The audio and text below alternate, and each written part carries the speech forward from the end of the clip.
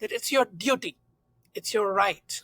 Where I would say the fundamental defect in the healthcare system is, if I can add one word, I don't know, another thing that I really want to touch upon, which is a very delicate, sensitive, and probably controversial, is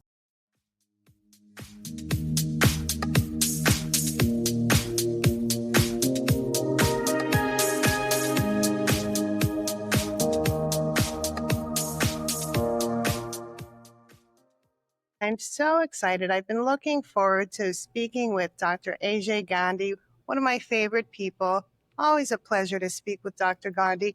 uh, uh, namaste, first of all. Incidentally, I'm also in the US, Washington, D.C. at the moment. Would you mind telling us a little bit about yourself and what you do all the way out there in India?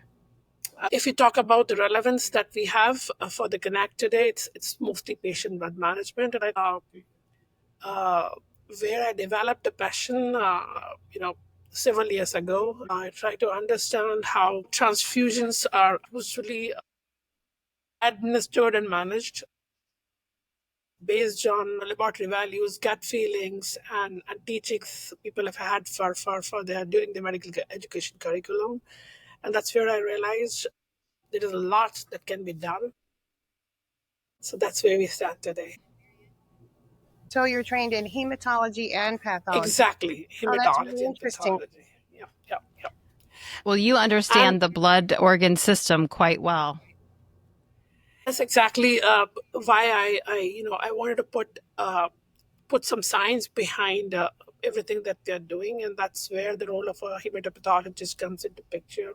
Not just about understanding that a patient is anemic, but also why a patient is anemic. Is it something to do with you know the intake missing? Is it something to do with manufacturing not possible? It's something that is causing more and more lysis of the hemoglobin or the red blood cells. So whether what's the defect? That's where anemia management works into the second part, which is mostly talking on why a patient bleeds or clots a lot, because I think that's another the second pillar of patient blood management that we talk about. Yes. It's not always a patient is anemic. It's always that a patient is bleeding a lot or clotting a lot, and that's where we have to understand: is it something to do with primary hemostasis, secondary hemostasis? Is it too much? Is it too less? Some kind of a family defect, some kind of a congenital issue, or it is an acquired deficiency or acquired inhibitor that the patient has developed over a period of time. I have taken your world renowned certification in patient blood management. You are a global driver. You're teaching this very well. In recent conversations I've had with you, you've talked about how the evolution of patient blood management needs to be protected, and we need to really keep a focus on the patient. When did you come into an awareness that you felt patient blood management, especially in developing countries, what it really needs to be protected? For the last several years, almost a decade now, there has been a lot of awareness. There has been a lot of noise on patient blood management. I would say we still need to filter out the music from the noise that we have been hearing. Having awareness of what has to be done or what is patient blood management is primary. I understand and I completely agree with that. But I think how to put it into the right perception and the right practice is what I really want to focus upon going forward. One thing that I always say, I think we have to make sure that our focus of everything that we do within the scope of patient management is the patient.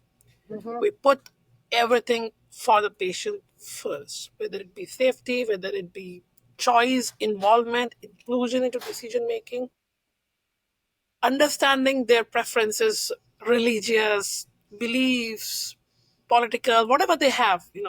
We have to make sure that we preserve the rights of the patient and make sure that the safety is the first thing that we are focusing upon.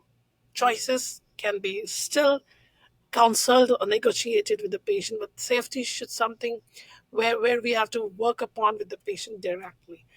And I think a blood not just blood transfusions, but any kind of interventions related to blood should make sure that the patient is included into the decision making. First, informed, if possible, educated if they have the time. Of course, if there is a trauma patient bleeding profusely, we don't have a time to educate the Right, patient. right.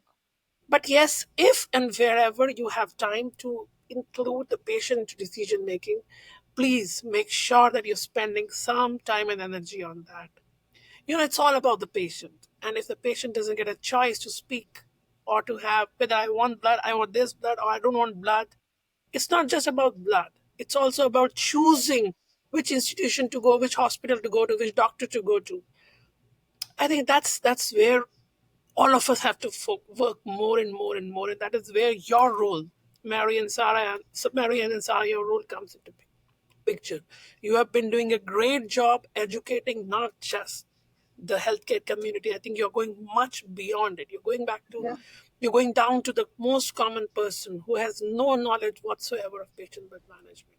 They should they should start getting more and more awareness on it. Patient first all the time. I love it.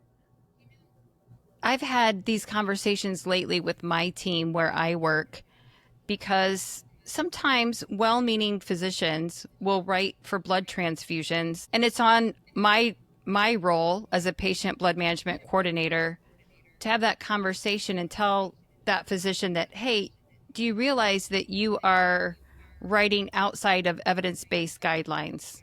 The guidelines don't recommend it. I see this a lot with platelets, so I'm going to use that as an example. Well, the platelets are lower than I would like. I just want to increase their platelets for whatever reason. And we ask them, have you had the conversation with the patient? Have they been informed that evidence doesn't show benefit, but you, for whatever your reasons are wanting to, give a transfusion outside of evidence that this is beneficial? And often they don't. I think that's where your point is being made, that we need to involve the patient and we need to give them a clear evidence. This is why I want to go against evidence, or the reason I'm deviating. How do you feel? So I do appreciate your point. Dr. Gandhi, do you feel that there are specific barriers in developing nations that prevent patient blood management from being fulfilled to its full extent? I represent the Asia Pacific here. It's not just the India that I've talked about. There are countries which have plenty of resources. There are countries which are completely deprived of resources. But still, I've seen a varying degree of appropriate allocation or optimal utilization of these resources, and that is where we should be focusing more upon. I think our focus should be on the right utilization of resources. That's where challenges in Asia Pacific comes into picture. Anyways, there are two key resources that I've seen over the last decade or more, which I really need to focus upon, and that's first thing is the blood. As such, it's a very very precious resource. Till date, there is no way we can manufacture this resource in enough Right. manufacturing facilities. Second thing is the coagulation diagnostics. Now, these are either poorly allocated or poorly understood or not optimized. These are two things which I see more and more poorly managed in terms of resources. I see challenges those resource non-optimized economies or countries is when it comes to healthcare systems, there is still no government mandate in most of the countries. Right. Some of the larger economies, including that of India, there is no government mandate. Still, there is no policy from the health ministry or whatever, the policymakers and regulators to implement patient birth management. There is no categorization of healthcare facilities, that this Mhm. is a PBM optimal healthcare facility. This is where your rights to have safe and optimal interventions related to blood will be taken care of. And this is something which is not following the standard of care. Even the insurance companies, they do not recognize these facilities which are offering PBM as a practice, a standard of care or practice in their facilities, even the insurance do not categorically recognize them as Right. something superior or something better. That's where I would say the fundamental defect in the healthcare system is. And you know what? Still, in most of the countries, the modalities that we utilize for patient bed management, especially the diagnostics, are still considered as additional costs. We must understand this is not an additional cost. This is the proven way of reducing costs further. Coming to the public awareness, I think there's still negligible. I would say there's a lot of awareness in terms of healthcare professionals, but yes, in terms of public awareness, it is still negligible. Patients are either usually not interested or informed or involved into blood related Right. decision making process, unless there is religious need, a pressing religious need, or you are a relative of or a friend of or an acquaintance of a doctor who's a believer of patient bed management. Until then, no patient is really involved into the entire process. So these are the challenges I see mostly. Do you feel it's important for countries with ministers of health? Everything is run by the minister of health, right? So how can people help to encourage these health ministries to adopt patient blood management into their national health policies? Good question. I would say the simplest ABC would be A, as much as possible and as far as possible, we include the policymakers, regulators, and administrators into everything we are doing in terms of awareness campaigns. Make them a part of it. Do Mhm. not do anything unless they are a part of it. Second, B, we need a lot of push from the public, and that's where let's talk patient bed management's role comes into picture.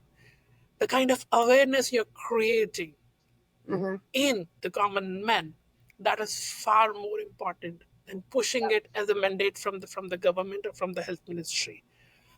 If they are aware, they'll ask for it more, and if there is a push from the public, Right.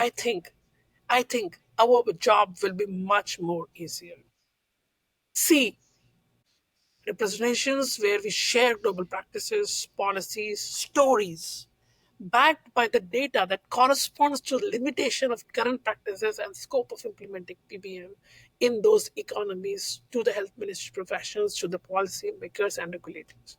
Now, these are categorically three things that I would say have definite success possibility in terms of getting the health ministry more and more moved towards creating a mandate. And this will be also shattering away or doing away with certain misconceptions. First of all, PBM is not a separate healthcare activity. Mhm. It's an Yeah. inherent part of everything that we're already doing. If we continue to say, oh, I want to start PBM in my institution or in my facility, sorry, it's not an additional thing. It's a part Right. of everything, every care that you've already been offering to your patient. Second, what they want to create more and more in terms of this is does not imply additional costs. The first thing I hear from most of the healthcare professionals I speak to wherever I go is we don't have cost allocation to implement PBM into our institution. We don't have budgets. In fact, you will have much more budget to do Right. more things if you implement PBM into your respective institution. Exactly. That's the concept. Somehow we have to drive from the government, from the healthcare professionals, and from the public. If we have these three level or three-sided push, I think we are definitely going for a stronger and long-term sustainable implementation of PBM as the standard of care everywhere in the world, including the developing economies and geographies. Woo. I love it. Exactly. You know, Dr. Gandhi, I love what you said about the people. Our aim here is to empower the people and to educate and encourage them to be a part of their healthcare decision. A lot of people can make the change So I want you listeners to know that. Definitely. And I think it does take everyone, but I'm curious as to who you think should be the drivers of trying to get patient blood management governed by health ministries. Like, is it physicians who are already very, very busy in their practice? Is it healthcare organizations that are strapped on their budgets? Is it industry, science, and research? Who should be really driving this? Is it medical societies? Sarah, thank you for this very important question, and thank you for making it easier. Thank God you did not ask which specialties should be driving. I would have been Right. nailed with that question. But thankfully, you asked a question which is far more easier to understand. I think we have to go back one step and understand the driver has to be the patient. How? I'll tell you how. So, for example, when we have a patient who's getting registered to a healthcare facility, first thing we want is within the consent or within the agreement you have with the patient, there should be a definitive column that this is your right. We begin from there. And then the patient should understand that right means it comes from the government. What I will get in a particular facility will come from the healthcare providers, be it physicians, be it the nursing professionals, be it whoever there is. They are giving me this standard of care, or they are working with me, or managing me utilizing this standard of care. So I think this will bind the policymakers, the government, as well as the healthcare providers as a duty towards the patient that this has to be provided to them. I know this sounds a little theoretical. I think this is something which we should have worked upon several decades ago. Whenever I Mhm. know there is no hospital that doesn't manage a patient without getting a written consent or an agreement with the patient that yes, it could be a consent, it could be anything, high risk, low risk, whatever. Be it there, be the attendants or the relatives of the patient, somebody has to sign some kind of file, or whenever the patient is registered, Mhm. that's where the information should be provided, that it's your duty, it's your right, and it comes from the government, and we as healthcare providers are duty bound to offer it to you. If you were talking to someone and encouraging them to start a patient blood management program or start somewhere, get some small win, what would you encourage them to do? So, some low cost, high impact win. Where would you start? I think we have to work on it categorically. I would say an early identification of anemia and bleeding disorders. This is something which is probably the most low cost and high impact clinical initiatives that we can implement in our day to day practice. What a lot of the times we see a young girl who's symptomatic of anemia, or we come across certain bleeding disorders. For example, von Willebrand disease. Many a times it's recognized first when we have a patient who has heavy menstrual bleeds. It takes a couple of years after the start of the menstrual phase that physicians they start considering this also as a possible differential diagnosis of a patient who's either continuously anemic or who has possibly a bleeding disorder. That's where I would say we should implement this in the national health programs that we have. We're talking a lot about expecting mothers or pregnant ladies. We talk a lot about them as their anemia management. But I think we should expand our our scope. We should make it a part of our national health programs. Second most important low cost, high impact clinical initiative is, and I'm using the word elimination. That means doing away completely with empirical and ratio based transfusions. When I say empirical means okay, I consider this is something what we should be doing because this patient has low platelets, this patient has a high APTT or an INR. because this patient is anemic. Let's give or transfuse a particular blood component to the patient. Second is a ratio based transfusion. I understand globally, and some people may not agree with me on this. Globally, this is the standard offered ratio based transfusions. You have a massive hemorrhage situation, you give a ratio based transfusion. First of all, ratio based transfusions or massive hemorrhagic protocols were introduced only and only for trauma patients, when we had a massive consignated patients, when we had a very delicate hemodynamic instability of the patient, and also when we had no time. But over the last few decades, we have adopted as it is the massive hemorrhage protocol or ratio based transfusion to almost all other clinical settings, be it PPH, be it bleeding during liver transplants or bleeding during cardiac surgeries. They are different settings, and the massive hemorrhage protocol were originally devised for trauma patients. And even within trauma patients, not all patients require all sorts of blood components, and Right. hence I'm against the ratio based transfusion. Third, low cost, high impact clinical initiative, which I see, which is very much doable, is replacing diagnostic tests with poor predictive value and limited relevance by faster real-time and clinically effective modalities. We still use platelet counts, hemoglobin, PT and APTT, for those people who will understand what I'm talking about, as predictors or as triggers for transfusion. Sorry, these tests have very poor predictive value. They are, one, not representing the exact hemostatic physiology in a patient. Two, even if they do, they have a very poor predictive value. This is not what I'm saying.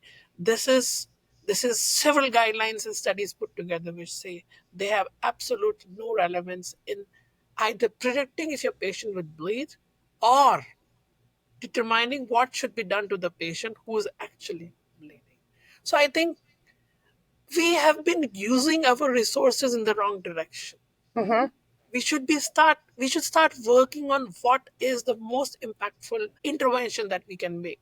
Right. We detect patients early, both with anemia and with the bleeding situations or bleeding disorders. We eliminate all kind of non-standard of care or substandard of care practice like empirical and ratio-based transfusion, and we replace our diagnostic tests which have poor predictive value and limited relevance by something which is more faster, more real-time, and more clinically effective in terms of modalities that can be used for interventions in these patients. We talked about one misconception that the clinical team has on patient blood management, that is that every hemorrhage is the same and should be treated with massive hemorrhage protocol, right? So different types of situations, that coagulation and what's going on with the coagulation system can be different, whether you're facing a postpartum hemorrhage or a trauma or a surgical hemorrhage. Those are all different situations, shouldn't be managed with just one massive transfusion protocol. So I do appreciate that misconception. How about from the public's perspective on patient blood management? Are there any misconceptions? I'll give you a typical example from the developing country, and I am talking about Asia Pacific, particularly Asia as a whole here. For example, you have a patient who has a dengue fever, and a dengue fever patient who's bleeding profusely. Right now, whenever in most of these geographies or these countries, a patient is diagnosed with dengue, first thing that comes to most of the people's mind is, oh, I might be running low in platelets, I might bleed because I've been diagnosed with dengue. Not all patients who have dengue fever will have a dengue hemorrhagic fever, the patients who will bleed. And if those patients bleed, it's not always because the patients are very low in platelets. There are other physiological things which are working, which are causing bleeding in those patients. But if you see, look at the common people, in common mindset of general general public. They will see the moment I'm diagnosed with dengue, that means I am going to require platelets at some point in time. Not just this, any patient who's undergoing, for example, the simplest procedure, cardiac surgery, the first thing that comes to mind is, oh, we have to make sure we have to arrange blood for the patient, at least one or two or three or four units, because that's what has been communicated to us by the healthcare people. You are posted for a surgery tomorrow and you must arrange blood because we might require blood during your surgical procedure.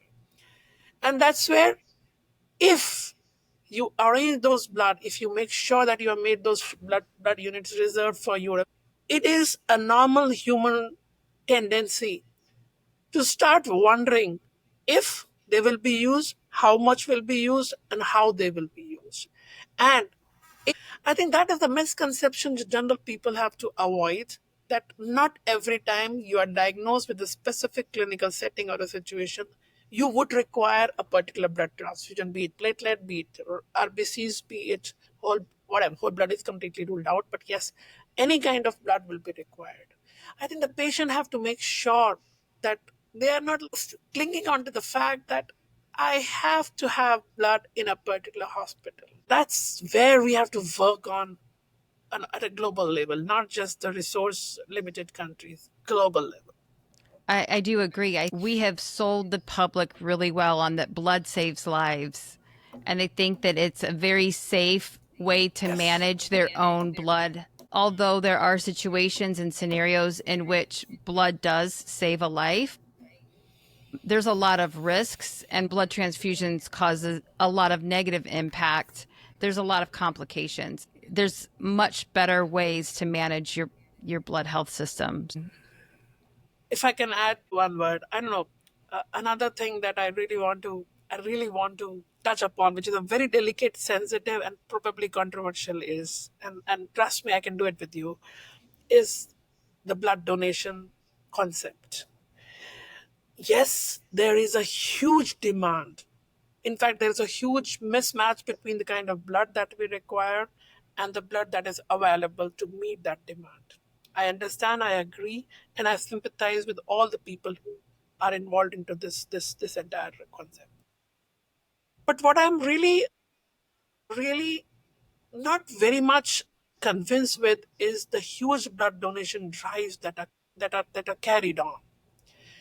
You know, blood donation should be a voluntary concept. People should just go to any kind of facility that accepts or is licensed to accept a voluntary donation and give their blood and just walk out.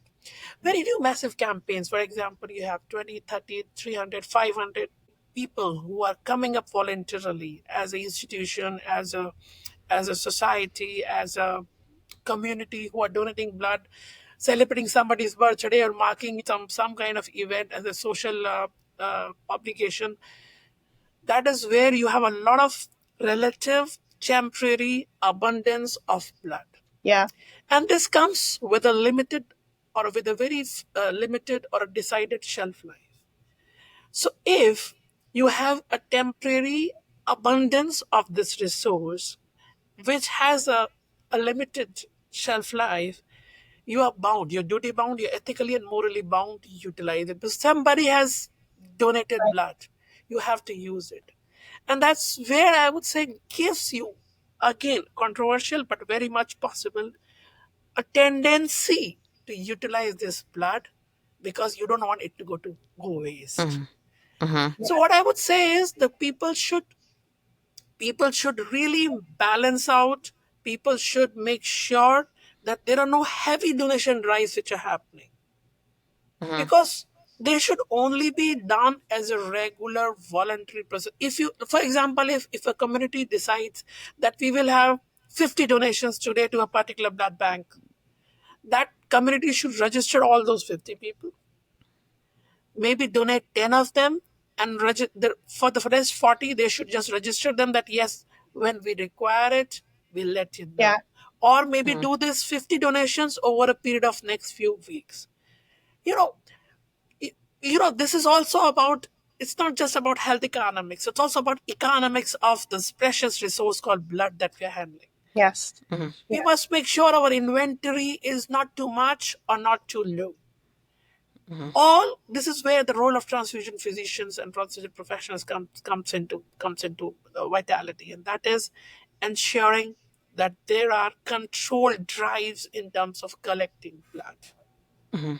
Oh, Such a challenge, but so important. And I love that you brought that up. And as we had discussed in another forum, I always think of the donor. Like I want donors to know that the blood that they have altruistically given is being used exactly appropriately and not wasted and not just given. Like, that'd be terrible if we just threw somebody's unit of blood in the garbage can and it got wasted. It drives me bananas. But thank you for bringing that up. it's been a great conversation. Tell us your takeaways. What are the main points you would like people to take away from our conversation today? Let's keep it very simple. First thing, we make sure that P is for patient and patient blood management.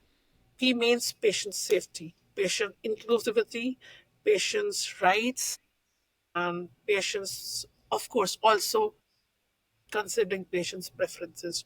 And trust me, not every time patient's preference is the right intervention. Sometimes we have to counsel them otherwise. So, first thing is we focus on the patient safety, inclusivity. Second thing is we make sure that the healthcare administrators, policymakers, regulators, they should issue a mandate which governs or makes that every healthcare institution dealing with blood should adopt PBM as the standard of care.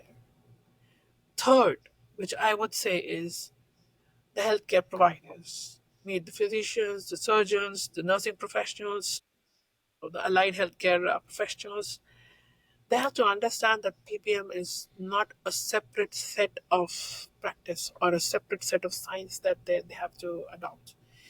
It is a culture Mm-hmm. which they have to adopt within their medical or a healthcare working culture. It's nothing new or nothing separate. Fourth is particularly in the evolving economies, for example, mostly from India's Asian context, they have to understand that PPM is not a cost Right. which is getting extra incurred. It's a sure shot proven way of you know further bringing down the cost of good and quality services that can be provided to the ultimate beneficiary, which is the patient.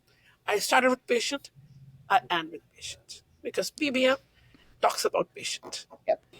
Thank you so much, Dr. Gandhi. Thank you so much. Namaste. Thank you so much. We are just getting started. Press subscribe if you would like to hear from leading experts who are driving change in healthcare through patient blood management.